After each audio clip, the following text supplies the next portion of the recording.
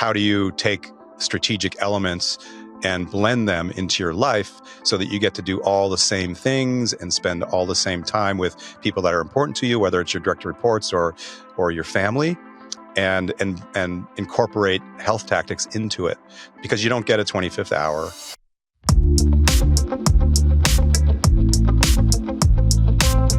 Welcome to the Seismic Shift podcast, where we explore the seismic shifts that are shaking up the way that we work and the way that we live. And I'm your host, Michelle Johnston, and I want you to help me welcome our very special guest, Todd Vande Hei. Todd is a true expert in health. I can't wait for you all to learn about his story, his adventure, his journey, and how he retired at a very young age in his 30s of a fabrics company and then started this healthcare company. And I want to learn, and I know you want to learn too. Welcome, Todd, to the Seismic Shift podcast. Thank you. It's good to be here with you, Michelle. So as you know, this whole podcast is about seismic shifts. So there are two things that I want to begin with. Number one, I want to know about your story, which has been a big seismic shift in your life, right? And then number two, if we can segue to what these seismic shifts, the seismic shifts that you're seeing and how they're shaking up the way that we live from a health perspective. Okay.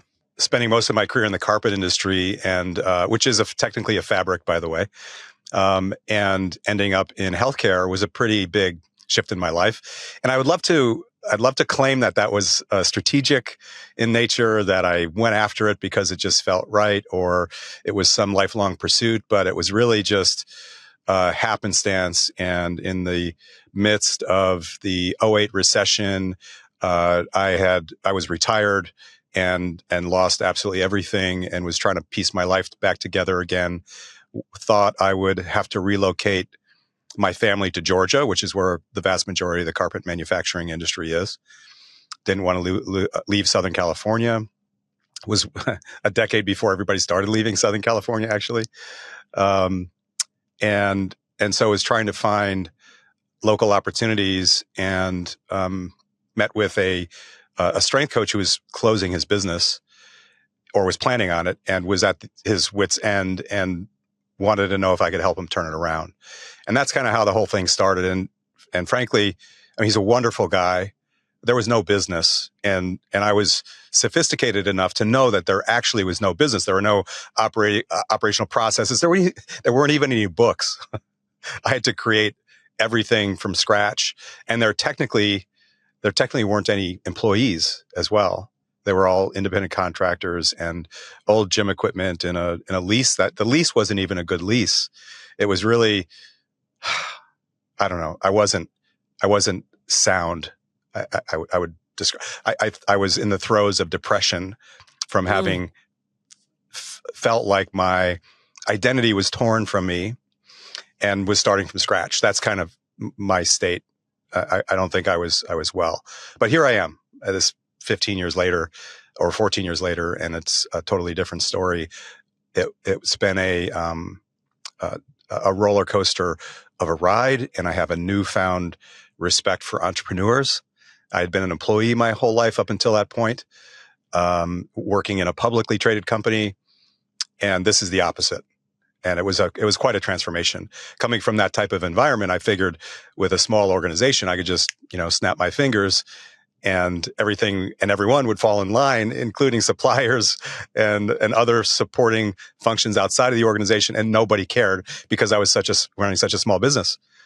And so I fell right into the challenges that every entrepreneur faces: limited resources and trying to sort of pop your head up above the fray in some unique way. And that was the early part of the journey. It was white knuckling myself to sleep every night and then up in the morning, having felt like I hardly slept, and doing it all over again for many years. Wait, so the last 14 years, this company that you've grown and you're the CEO of, Stark, is the one that you bought that didn't even have any processes, employees? That's right. Actually, I wouldn't say I bought it. There was really no value to it. We inked a partnership agreement that was based on performance, and there were some very clearly laid out performance metrics that were set up for the first 6 months. And and I was able to reach those. He had nothing personally.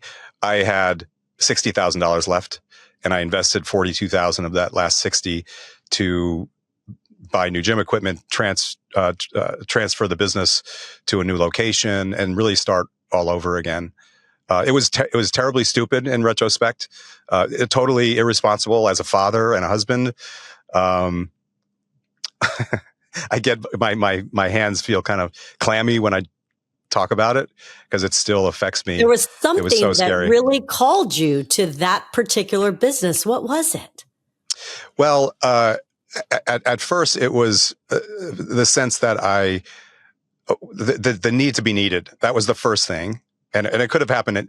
It could have been a grocery store. I don't know. It could have been anything. And his name is Brad. He filled that need. And then within about 6 to 12 months, I started to kind of experience a transformation in my own health by following his nutritional guidance and the approach to training. And so I went and had a checkup with my doctor. And I just kind of wanted to see, like, how awesome am I?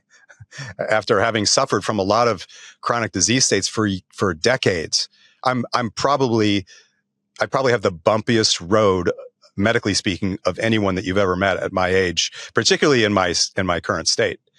Grand mal seizures and migraine headaches and chronic headaches, daily almost, joint problems all over my body. Not being able to breathe through my nasal passages up until 31. It was completely blocked. I just didn't know it. I'm just a total health disaster. And so I started working with Brad, feeling like I was coming out of that, and went to see my primary care physician and just met with him. I said, "Hey, test me. Like, look at me. What's going on? I want to know, am I heading down the right road? Are things going well?" And I was somewhat transformed at that stage physically. Like, I'd probably put on maybe 3 or 4 pounds of muscle, lost a bunch of body fat. I looked different. And and I asked him to test my sex hormones too, which is not a common test in a general physical. And he immediately leapt to asking me questions about whether or not I was using drugs for that. And I was not. And I asked him to test, and he refused. And then he proceeded to give me my first prostate exam and talk to me about how I needed to change my diet to lower my cholesterol, because he was talking about my total cholesterol, which today is nothing that any primary care physician should even be talking about because we understand it so much better. But he was telling me that at 212, total cholesterol at 212, it was problematic, and I needed to get it under control, which is, at this stage of my understanding of health, is laughable, honestly. Like, there's no way for him to actually tell if I'm in a state of health or disrepair from that singular number. And so I kind of left not knowing what was really happening with my health, being defeated, not knowing if I was on the right path with my nutrition, not knowing if I had, cancer growing in my body, or if I was really, like, absolutely crushing it, which is kind of how I felt.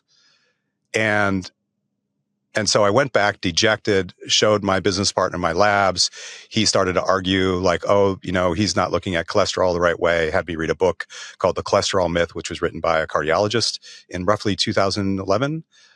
And I was still confused. And I just decided at that moment that I needed to create my own team that actually spoke to one another. And it was such a basic concept, and you know it because you're a professor and you're in business, and you understand that in every corporation that there is a problem, and maybe the major problem is, how do you improve shareholder value? But the solution is you have a CFO and a CMO, and you have a COO, and they all fill different functions and see the world through different lenses. And those different lenses enable them to provide for their little piece of improved shareholder value. Like the operations person versus the finance person, very different way of thinking. And certainly marketing, they're, kind of out there.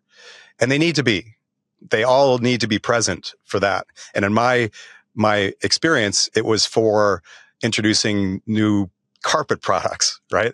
And I knew everything about carpet manufacturing and everything about all of the raw materials that went into them and the supply chains and what our customers wanted. In comparison, is very straightforward. And now I'm in the business of the human body.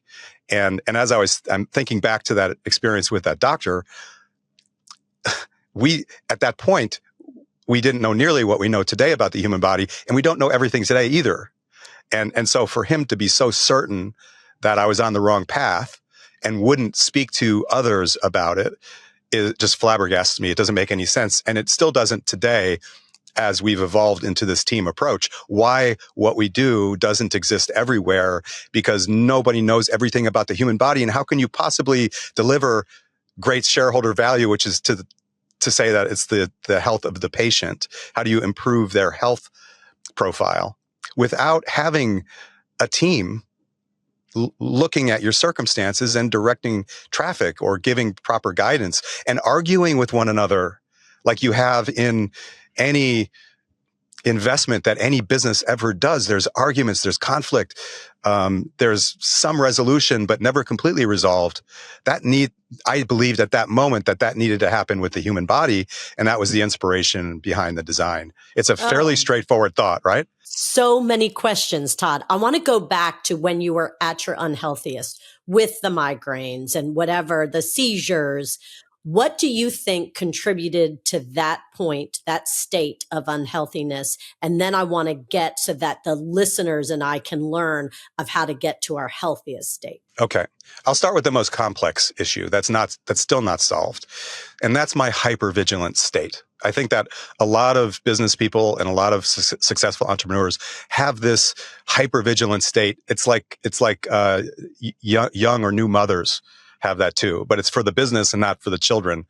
And that enables you to be successful, and then it impacts your health negatively. And I know all about it because of my own experiences, and that's our primary demographic. That's who we serve. So type A, would you describe that as the type A high achiever? Yeah. I mean, type A seems like an understatement, but you kind of get the idea.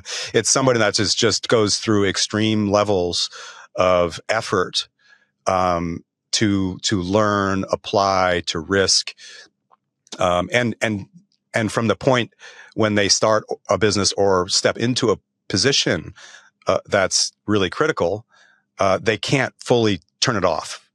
And so you dream about it, you wake up and you immediately are thinking about it. You think about it all day long. You're planning before you go to bed for the next day. I mean, these are all the things that I learned to be successful at a young age in my 20s and 30s that still remain a part of me today. And it's problematic in my health. It's caused a lot of health problems, primarily affecting my sleep, blood pressure, contributed to my AFib, which we can talk about in just a minute, because that's a whole nother health related story that goes way earlier in my life than when my career started. So these are common problems. So we'll just start with those first. The unwinding of those problems is very complex, because as we evolve, we get to a certain state in our careers. Let's call it like 40, and you're an adult and you've got adult type things, and you maybe have family and houses, and your life is much more complicated than when it was in your 20s and 30s. And so now that you're in this state, you've gotten there by being a certain way and thinking a certain way. And it's common to just continue, because that got you to where you are. You're going to do more of that and just sheer effort. And then at some point in time, like around my age, you start to experience the decline of your health. And then you scramble to put it all back together again, hopefully. So in an ideal scenario, someone doesn't go through those stages. They curb it early, and they begin to realize that to evolve in business and in anything that's important in your life, you have to go from effort and trying to accumulate knowledge to being more strategic and using wisdom as a lever, and focusing on things that enable your body to recover and your brain to recover, and advancing your emotional well-being, things that a lot of men, I think, struggle with, and just becoming more well-rounded, get in touch with crying on a regular basis and things of that nature, to just be, healthier, more present, a better leader, and giving yourself bigger lever to your effort. Oh my gosh, so much. I mean, boy, is this resonating with me, Todd. So much of my coaching world involves coaching very high performing leaders who are on that achievement hamster wheel of how much is enough, right? How many more promotions should I get? How much more money do I need to make? Should I even ever get off this hamster wheel? What if I get off? What it will look like? How is it going to affect everything? And it's hard for me to even convince, and that's a part of my job is, like you said, you have to figure out, look at your calendar, because if I see your calendar, then I know your priorities. Have you embedded time to exercise every day? Are you eating healthy? Do you have enough sleep? Do you go home and have meals with your family? Do you take vacation? That's a lot of what executive coaching is, because you can't be at your best if you don't put yourself and your health first. So everything that you're saying is really resonating with me. And it's hard to get these type A, high achievers off the hamster wheel for sure. So how do you convince them to do so, to be at their healthiest? How do you convince them? Well, I think that the early stages are to make sure they understand the problem. It's, of course, not uncommon for men and women, at any age in the United States, sadly, to be at obese levels of body composition. And so, and to have the resulting cardiovascular health issues that are intertwined with that, to have mental well-being issues that are also intertwined with it. And so by connecting those problems to their state, how they spend their time is the first step. And then providing solutions that enable them to not give up what is important to them, which is their health and their families. That's also tends to be a source of stress for people. And teach them how to take these skills that are related to health and kind of blend them into their lifestyle in a strategic way. That's what we do. That's and it's a custom thing, because everybody's got slightly different problems and different goals and different lifestyle. There's different parts of their lifestyle that kind of create the equation. So it's complicated only because of where they originate, which is a mess. But I don't think, I know that they don't generally disagree. People that you serve, for example, that something has to change. And sometimes it is a medical professional that's nudging them to change something because they're at the brink of total destruction. And sometimes they're in advance of that. But the journey is, the complexity associated with the journey past that point is merely the attachment or the inability to let go of what they believe got them to their state of success. Does that make sense? They understand it intellectually. They know that in order to get more success and be happier and accomplish more in the world, that something has to change. They have to change something, but they're so attached to what got them there because it's a security blanket to them. So when you look at tell me how you got healthy. When you look at your journey from unhealthy, mentally, physically, emotionally, to healthy, what did it take for you? First it took setting up a structure of forms of measure. Imagine like a set of KPIs, but it's for your body. So you have to be honest with yourself and understand where you're starting. And then you have to employ a tactic and then measure against it and see what happened. It's just like running a business, really. For example, with body composition, which is a critical part of not just body composition, but mental well-being and cardiovascular health and strength and hormones and gut health and mental well-being. Like all of these issues that people face are global in nature. So you have to be honest with yourself. That's the first step. And then you have to employ some tactics. That's the second step. And then you measure and see to what degree it made a difference, and then make adjustments to continue to move forward, set new goals. And that's just one part of your health. There's also There's also sex hormones, thyroid. There's strength. There's cardiovascular health, all of which can have direct tactics applied to them that are global in nature as well. So the idea is, how do you take strategic elements and blend them into your life so that you get to do all the same things and spend all the same time with people that are important to you, whether it's your direct reports or your family, and incorporate health tactics into it, because you don't get a 25th hour. You're stuck that way. You're stuck with the time that you have. So as we really referred smart. earlier, show me your calendar, I'll show you your priorities. So tell me about your calendar. How do you spend your days, Todd? Well, most of my meetings are spent walking, first of all. So I will walk between 2 and 3 hours a day with no additional time spent working. That's the key to being older and smarter with your time, to sort of blend these things. And that means that if it's a face-to-face meeting, I'm walking with somebody side by side. Instead of taking notes, I record the meeting. If it's virtual, I record it with Fireflies. If it's not virtual, I upload it to Fireflies and create a transcript, give my assistant access to it. She'll grab action items and accountability items so that I don't have to. So it's actually, it started as a way in which for me to move rather than sit behind a desk or sit at a desk, and turned into an improvement in my relationships, because unlike my younger self, I actually am fully present and listening, and I'm not thinking about taking notes because I'm using technology to do it for me. Goodness. Yeah. So it's been a massive improvement in the quality of my work. And I walk, 6 to 8 miles a day. And that makes it nearly impossible. Is that it's 15,000. 15,000 steps a day. Yeah. And then do you also do weight training? I do weight training on average all around the calendar about 3 times a week. So 3 times a week. If I'm in town, it's 4 times a week. If I'm out of town, it's not at all usually. It's nothing that really stresses me out. It's just built into my schedule.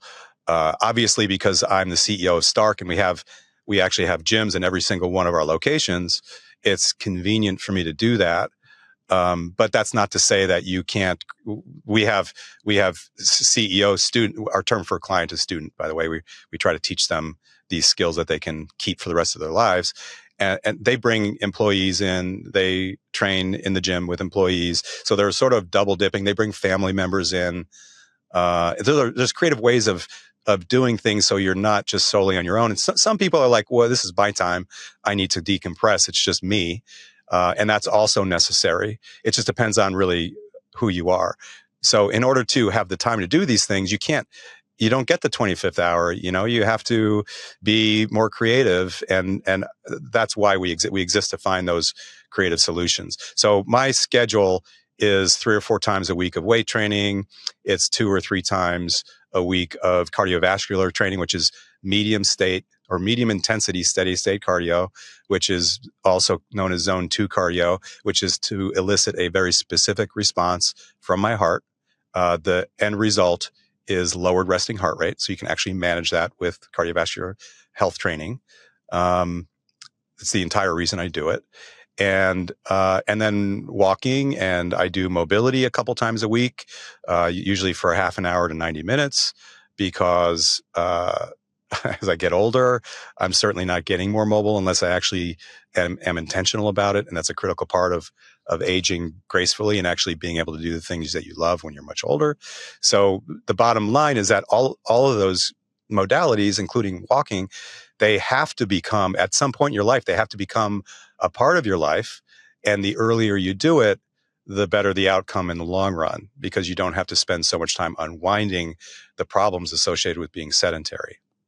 So I hope that gives you some. Yes, I love it. And that's a beautiful calendar that represents physical health. And the title of a book that you should write that keeps popping in my head as I'm listening to you talk, Todd, is The Business of the Body. Because you really do. I love that. That's so good. You You're really so creative. do look at the body as a business and how to measure it, and the input, throughput, output systems theory. So I just love listening to you talk. And that I wish to goodness I consider myself pretty healthy and in bed time, every day to be active. But man, I'm nowhere on your level. And I've had guests on this podcast advocating connection walks and get out of your office and out of your chair and start moving more and doing things differently, particularly with connection, since that's what I'm semi obsessed with. You can It's really go so much deeper when you're shoulder to shoulder with somebody. So I love it that you do, it's not even face to face. If you have a face to face meeting, you're walking and you're doing it shoulder to shoulder and utilizing AI and the transcription. And I love everything that you're talking about. And so now you are super, super healthy. How many people do you have in your company who are a part of this movement? Because I see this as a movement that you are. We have a couple thousand, and we have roughly 70 employees, all of whom are, one of the benefits is that they get the services that our students get, which are, on the high end of healthcare, the very high end of healthcare, because we're so hands-on. So our staff is, the intention of the staff is to represent the best of our work product because they're here all the time. They have easy access to all the services and products. They're younger. They're generally younger as well. So they get faster, earlier results than our students do. So I'm assuming you have dietitians and you're looking at holistically health from a much more holistic perspective. And so one of the things that I have a clarification question on, Todd, is you had mentioned mobility training, sometimes 90 minutes a week. What exactly does that entail? The first half an hour to hour of that 90-minute appointment is focused on temporarily improving, I just sounded a little bit of New Jersey in there, temporarily improving someone's ability to move in a broader range of motion. So if you have really tight hips, when you get off of the table after an hour, you'll be able to move your hips much more freely. And the tactics that we use are chiropractic adjustments. They are active release techniques, which is like a soft tissue therapy. We use electromagnetic therapy, which drives heat into the tissues, and we can kind of control the depth of the heat. And then we also use something called shock wave, which is sound wave therapy that helps with connective tissue. So we do all of those things on the table. And I would describe it as like a really painful deep tissue massage type of experience where you're actually moving. You may even sweat while you're on the table because it's kind of an intense experience, but then you get off of the table and you've got improved mobility. And then we take you into the gym and we put you through exercises that are body weight, but in your furthest edges of range of motion. So that means for your hips, for example, you can move your hips now farther than you could have before you came in, but that's temporary. So now we're creating a neurological connection between that new range of motion with strength training. And that makes it permanent. So you make a little bit of improvement every single appointment, and then your hips are fantastic and you move to the next joint. That's kind of our standard process. Oh, that's fascinating. I had no idea. Yeah. The only thing that came to my mind was Drew Brees, who was the quarterback of the Saints and a phenomenal leader. He opened up these stretch places. Stretch Lab. Stretch Lab. Yeah. And I don't know how well they're doing and how many customers they have, but that was the only thing I could imagine that was similar to what you're talking about with mobility. Yeah, this is a heavier use of technology and strength training at the end, which is a fairly technical part of the appointment as well. But that's the part, that neurological connection is what makes it permanent. That's the thing that most people miss. You have to teach yourself it's okay to be in that position, and then you make a little bit of headway, and you can continue to build on that. That's how it works. That's the idea isn't just to get you out of pain. It's to 10 years from now to have you move better than you do now in your life. And that's a tall order as we're aging, you know? And that's what I wanted to end, kind of close out this really interesting episode, Todd, is what are the seismic shifts in health that you're seeing, and what can all the listeners do today to become healthier? What are the shifts that I'm seeing today? Well, there's certainly a lot more opportunity and push to measure things. You see that from wearable devices to access to greater detailed labs, unlike the description that I gave you of my primary care physician appointment, is 12 years ago now, where it was very, very simple. But as far as tactics go, there's a few of them. The first one is to sleep like a pro athlete. The second one is to walk and not be sedentary. And the third one is to eat enough protein. So I can kind of, depending on how much time we have, I can get into some of the details on that. Well, let's end with, okay, I love those 3 tips for our listeners: to walk, eat more protein. And what was the third one? Sleep like a pro athlete. How do you do that? Well, first of all, you need to sleep longer. And most of your listeners probably recognize that they don't sleep long enough. And then there's also sleep hygiene, the state of the room that you're in, the things like the temperature. Let me just run through a quick list. Yes. You need your bedroom to be completely dark and void of all electronic devices. So there's no TV in the room. There's no little red light where the clicker, that's so old. From the 70s. The clicker works or doesn't work because there's no light or TV in there. 65 degrees, perfectly quiet. And if you can't have the room be perfectly quiet, you use a white noise machine. Having some sort of ritual that does not include things like social media, things that are stimulating. Do other things like read a book that won't also stimulate you, write in a grateful journal, pray. You have to kind of transition to an alpha state, which takes a little bit of time. So you can't just go right from checking your text messages and email to trying to go to sleep. You have to throw in a buffer. I also listen to music by a guy named Barry Goldstein, which is literally 60 beats per minute, which is a calm, resting heart rate. There's no lyrics, so there's nothing that I'm emotionally connecting to. It just my heart gets in line with that, and I start to relax. So that's what I would define as good sleep hygiene. Okay, fantastic. And then we're going to end with, I just want to go deeper. This is such great information. Okay, more protein. How much protein should I be eating a day? Okay, all right. You should be eating 1 gram of protein per ideal body weight. So if your ideal body weight you think is 125 pounds, that would be 125 grams of protein, which for almost everyone I've ever talked to, 99% of consumers, is an astounding jump up in the amount of protein that they eat. But there are great reasons for it. The first one is that protein is very difficult to digest. It actually takes 25 to 35% of the calories just to absorb the protein. Does that make sense? So you have to work like you're walking, like you're doing steps or you're working out to absorb the protein. And you also need it for muscle protein synthesis. And that means that it's part of the equation of putting muscle on, replacing muscle that you've probably lost as you've gotten older, which is a giant challenge for people as they get older. So it's really sort of like the superfood category. And it's highly satiating as well. I believe it's Greek for first. So the idea is you start with that. Wow. Okay. So your ideal protein intake is your ideal weight. All right. So we heard some amazing, really good advice of how to sleep like an athlete, how to eat enough protein and how much is enough. And then I feel like, and we'll end with this, the walking. And so you get about 15,000 steps in per day. So we've got listeners on that are saying there's no way I can do a better job. I know with sleep, and now I know how to. I can do a better job with protein. How in the world I have to go into a corporate office? Am I going to get 15,000 steps a day to walk more? What do you recommend? And we'll close. I recommend they get rid of their chair and put in a treadmill desk. And they get rid of their desk. And that's pretty much it. I mean, you can walk, they're going to walk too much if they have that. If you walk 8 hours a day, you're not gonna be able to eat enough food to keep your body weight up. It's just, you're going to burn too many calories while you're standing at your desk.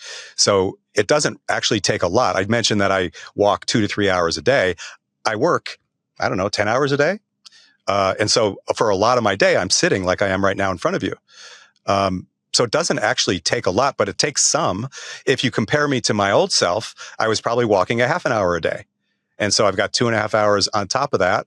And it is a powerful tool for transformation. And it's so easy. And you can do it just about anywhere because of walking desks or treadmill desks. Oh my gosh. Todd, thank you so much for giving us your expert advice on how we can all live healthier and which is going to lead to much happier and more joyful and more productive work lives, how we work and how we play. Thank you so much. And thank you all for tuning in to the Seismic Shift podcast, and we'll see you next time. Take care.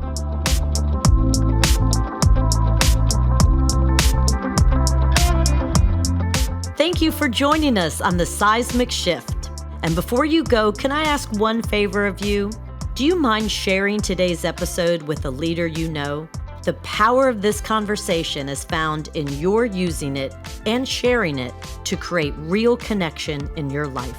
Lastly, I'd like to thank Loyola University New Orleans for helping bring this content to life.